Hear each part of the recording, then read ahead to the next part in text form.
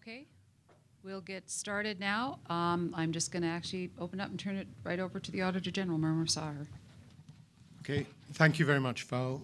Good afternoon, everyone. Thank you for coming here today. With me on my left, Jeff Sittler, Brad Ireland, and Matthew Cardoza. These are my colleagues who essentially did the work that resulted in this commentary. I want to start by telling you what this commentary is and also what it's not. This commentary is designed to call attention to something I believe should be brought to the notice of the Legislative Assembly and all Albertans. As Auditor General, it's my job to report on whether risks are being identified, studied, and dealt with by government. I'm calling attention to the risk that we face in the future, the risk that our programs and services might not be sustainable into the future. I'm also calling attention to the way to deal with this risk. And that way is long-term fiscal sustainability reporting, in addition to today's budgeting and financial reporting. When risk is acknowledged and discussed by identifying options for handling the risk and then taking action, one is in the best possible place to be. When evidence of risk is ignored, one is in the worst possible place to be. Okay, so what is this commentary not? It's not a criticism of the actions of past or present government. It's not advice on what actions or policies government should take or make. And it's not a criticism of existing financial reporting and budget processes. This commentary does tell Albertans that no government has reported on our financial condition in the long term. Without long-term reporting, government cannot show whether decisions today are likely sustainable in the long run. And without long-term reporting, Albertans are taking on faith that we can carry on borrowing indefinitely, or that government has a plan to increase revenues, decrease spending, which kicks in when oil and gas revenues eventually decline. Why am I telling Albertans that there is a reporting problem? Our biggest risk is that our structural deficit, if not admitted to and attended to, will result in inability to provide quality programs and services into the future. The only way to deal with the risk is to show Albertans how today's decisions will play out in the future.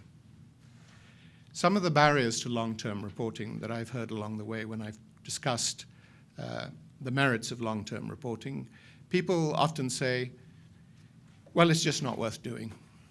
It's a waste of time. Whatever you put down today will be different tomorrow, so why bother? I want to make it perfectly clear that I believe that is just completely wrong. Another erroneous belief. And I think this is something that those perhaps in public service and politicians believe, that if you don't achieve a best guess, then you have failed. And that I think sometimes leads to a desire to not engage in long-term reporting. I also want to make it clear that in my experience that to admit that a long-term forecast or some view of the future didn't turn out to be that way is perfectly fine. The people who you admit that to should say, thank you for taking a view, and thank you for now recognizing that your view didn't turn out the way it should be. What I'm simply trying to say is that to not bother to take time in long-term forecasting activity because you think you will be assessed as failing, if you don't achieve that, I think is a mistake. I also believe, and one of my motivations for wanting to make this commentary, is I believe that many Albertans live under the strong illusion that oil and gas revenues are a reliable source of funding over the long term, In other words, Albertans think oil and gas revenues may fluctuate, but these revenues are the key to balancing the budget in the long run and the key to funding programs and services in the long term. I think that too many Albertans are praying that oil and gas prices will rebound so that the budget can be balanced and we can return to the good old days.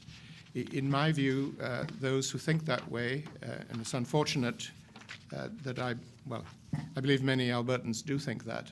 I think it's unfortunate that they live under that illusion. Here are some questions that I think Albertans should be asking members of the Assembly, should be asking politicians who knock on their door, seeking their vote. Questions of this nature. How will programs and services today be sustained for future generations?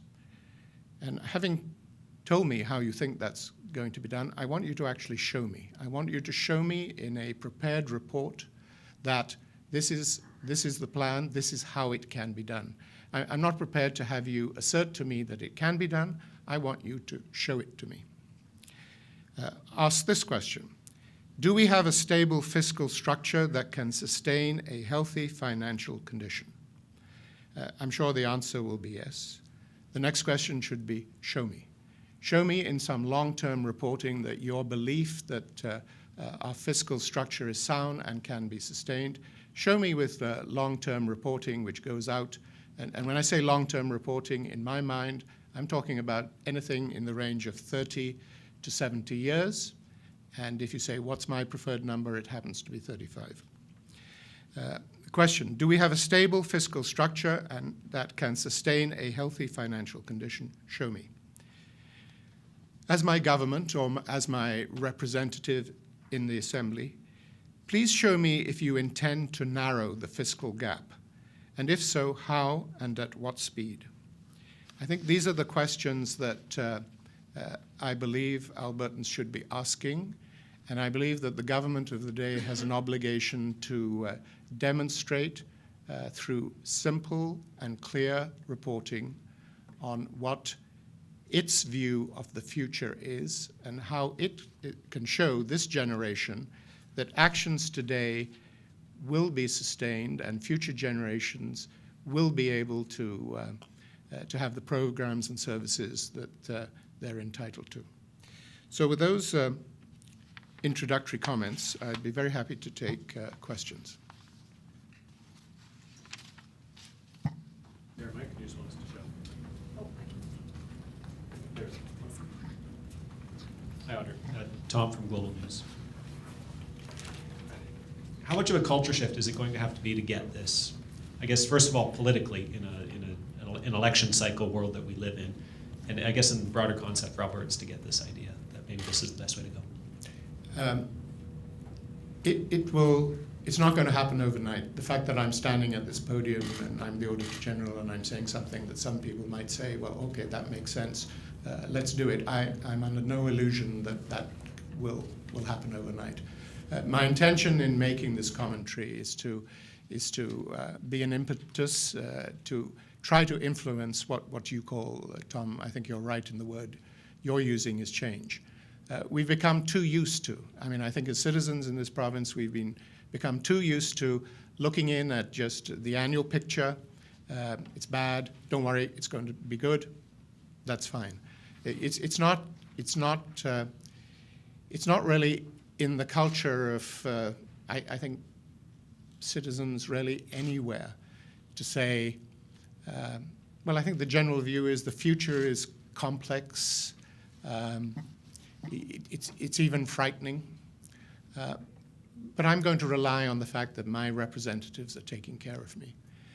I think the change that is required, I believe, is that citizens should not take on faith that they are being well represented in terms of long-term sustainability. I believe that citizens in their own best interests should demand that the government of the day show them what will the decisions that are being made today, how will those play out into the future. So yes, without a doubt, it requires a cultural change. I think if once Albertans start thinking about this, because I just don't think they've been thinking about it. I think once they start thinking about it, they will grasp, well, this makes perfect sense. I'm not used to taking on faith. A contractor arrives at my door and says it's going to cost $20,000 to redo the roof.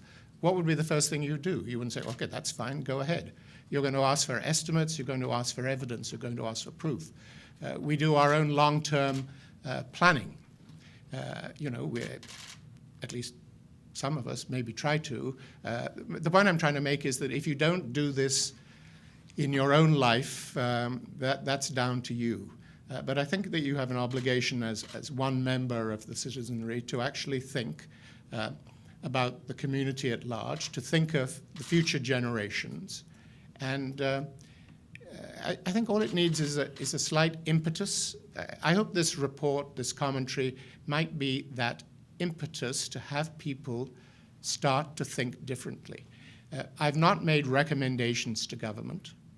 This is not a report to government. This is actually a commentary to Albertans.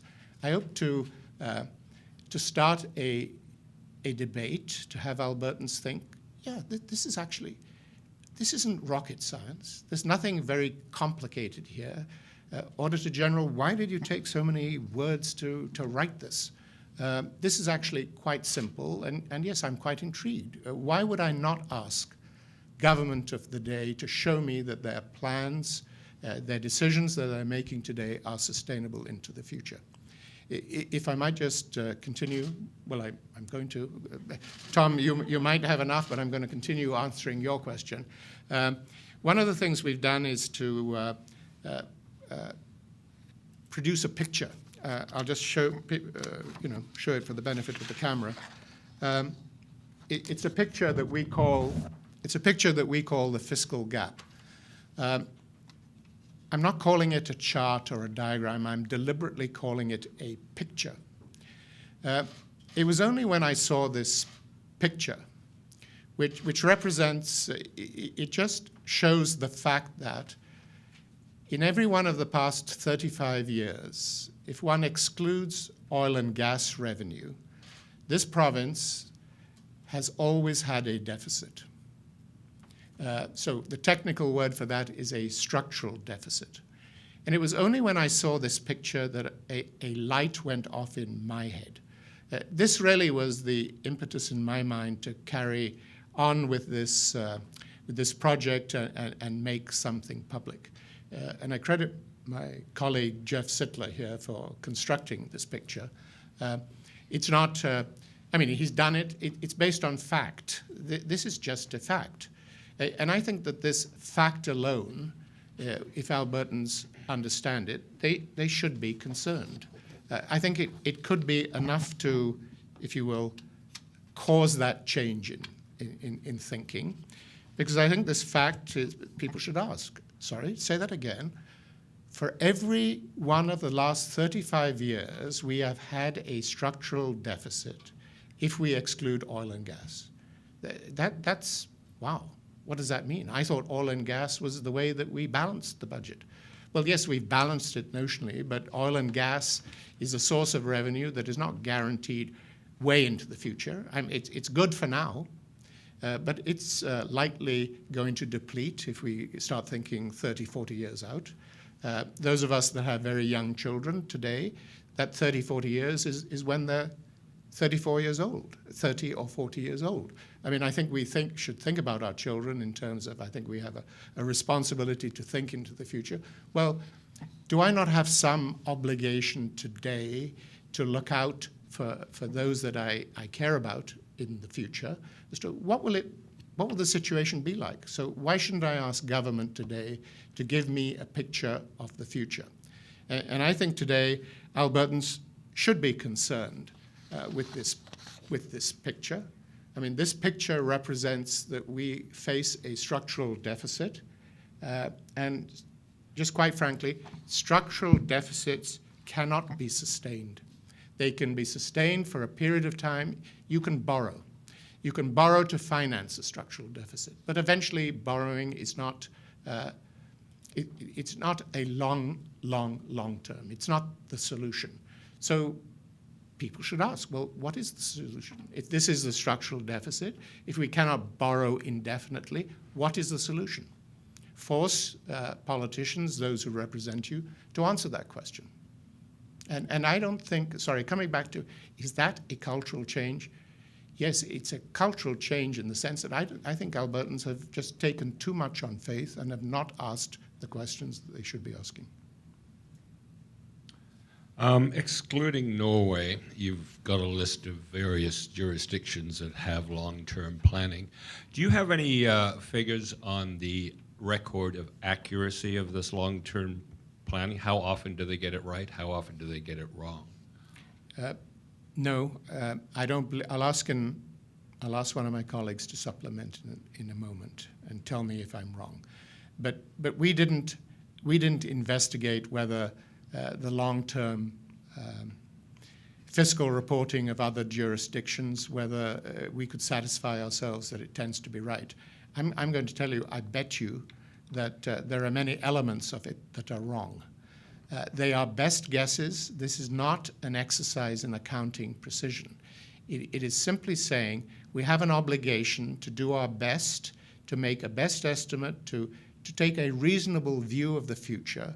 And when we bring together all of the pieces, what does it look like? Is this picture, does this represent a healthy financial condition? This is our best shot of it. Wow, this is good. I mean, I can go home tonight as a member of the public service advising government of the day saying, yeah, all of the evidence points to we're on a path that's sustainable. On the other hand, if doing this work and using best estimates says, this doesn't look good, I think as a member of the public service, those who are supposed to look in at these matters and advise, then that's the opportunity to present alternatives to government, to advise government on different strategies into the future. What are the options? What are the different scenarios? Which is the best scenario that we can determine today? You have to take a view. You have to make a decision. This, I think, is the best course into the future. So if this is the best course, what do we have to start doing now to achieve that? And then 5 years down the road, when, maybe it's made public once every 5 years, once every 3 years. This isn't the sort of stuff that's made public every year. We're not asking for that. But when it's looked at, then people should not feel ashamed or that they have failed when they say that, look, a lot has changed in those 5 years. Some of the assumptions we made have not proven to be right, but here's our latest best guess. And some may say, well, what's the point of doing it? Every 5 years they come along and they say, well, the last best guess has turned out to be different, and here they go again. I would much rather be receiving that. I would much rather have some evidence that people are trying their best to look out into the future, and they're honest enough to come and tell me that some of those best guesses turned out not to be precise, accurate, reasonable, whatever. I would much rather be hearing that than being told, sorry, we just don't do it. You're going to be a private citizen as of the end of next week. Can we expect to perhaps hear more from you in terms of more opinionated comment? No. I will govern myself in the future as I see best as an Albertan. I don't mind saying now, whichever member or prospective member of the Assembly, if he or she chooses to knock on my door, they have a really good idea of the questions that I will ask. And I will make a point of asking those questions. And I will talk to my friends, colleagues, other Albertans, and I will make this point. Please ask these questions. You should ask them. You should ask them in your best interests, but my pitch will really be, you owe it to the next generation to ask these questions. Will you be setting up as a consultant following your retirement from the AG? Rick, I'm sorry. It's not that I know what I'm going to do and I just don't want to tell you.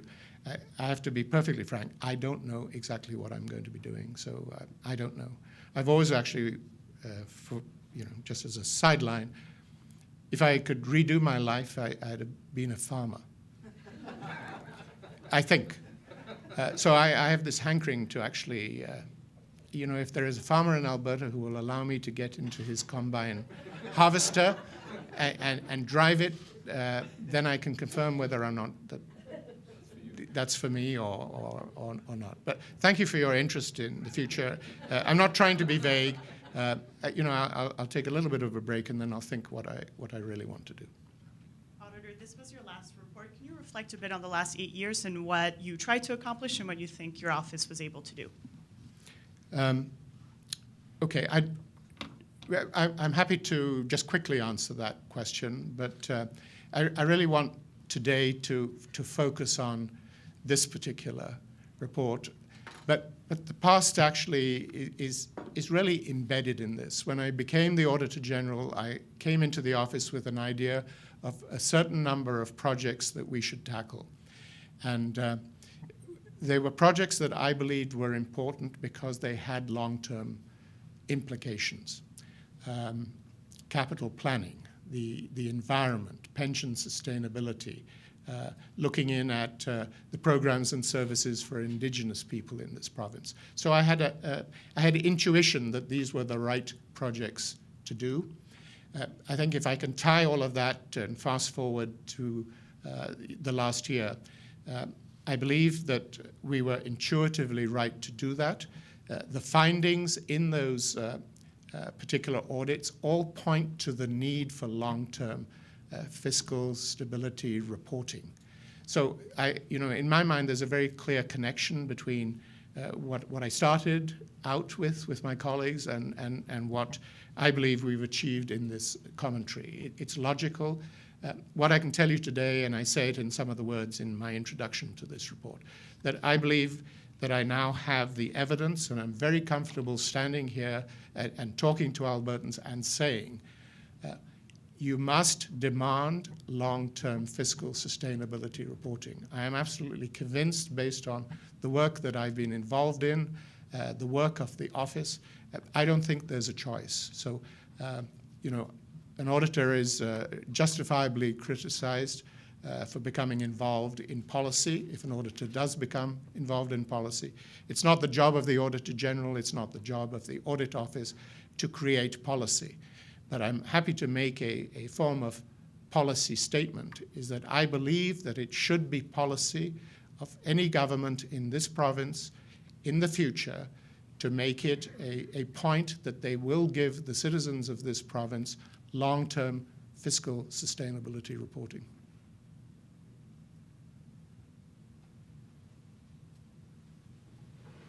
Are there any other questions? On the conference line, is there any questions? Our first question comes from Francois Joly of the CBC French. Your line is open. Hi, everyone. In your report, you mentioned climate change, and one of the things we learned by studying climate change is that it's very difficult to get people to actually care about event in the medium too far future. Excuse me. So do you think people will actually care if we present those 35, 70 years prediction, and how do we make them care about this? I think the first step is what you've just said. I think how does climate change, but really I think the future, it's acknowledged that climate change is real. This government has a climate action plan. There are commitments to be met by 2030 and 2050. Long-term fiscal sustainability reporting would build into those plans. What are the things that are being done? What are the costs of these? But undoubtedly, it would also show what are the benefits of all of this. If we are to have sustainable programs and services 30, 40 years out, what are the actions that have to be taken today to deal with adaptation to climate change? We recently, this office had a public report on, we reported on the climate leadership plan of this province. One of the things we had to make public, and the government accepted, is that we don't yet have an adaptation strategy. The risks that fall out of climate change ideally should be acknowledged, and there should be plans and strategies to adapt and deal with those risks. This is something the government is working on at the moment. But those plans and strategies, the effects of all of that would be built into a long-term fiscal reporting. Long-term fiscal reporting is not, I think it would be wrong if people saw it all as negative. If you say, oh my God, if there's a long-term fiscal plan, it's going to be more doom and gloom. It's quite the opposite. A long-term fiscal plan is the opportunity, I think, for government to demonstrate that it's not doom and gloom if you take action. If you recognize there are risks to be dealt with, this is the payoff. For every risk that you deal with, you actually potentially have a benefit, that you're dealing with something that, if you weren't to deal with it, is going to be negative. So in response to your question, I'm optimistic that building into long-term plans the strategies that the government of the day has for dealing with a changing climate, these will be things that Albertans will embrace and they will understand. You know, if we are to have a province in which we can actually, live, survive, that accepting that climate change is real and that accepting that government of the day is trying to deal with it, this is great. This is fiscal health. This report is full of numbers and that sort of thing. But in the end, it's nothing to do with numbers. It's to do with quality of life. So, sorry, I'm rambling on your question, but I think that the answer to Albertans embracing something is when it's presented to them in clear and simple language, in a picture of what the future might be. All right, thank you. Any other questions on the phone? There are no other questions on the phone at this time. Great.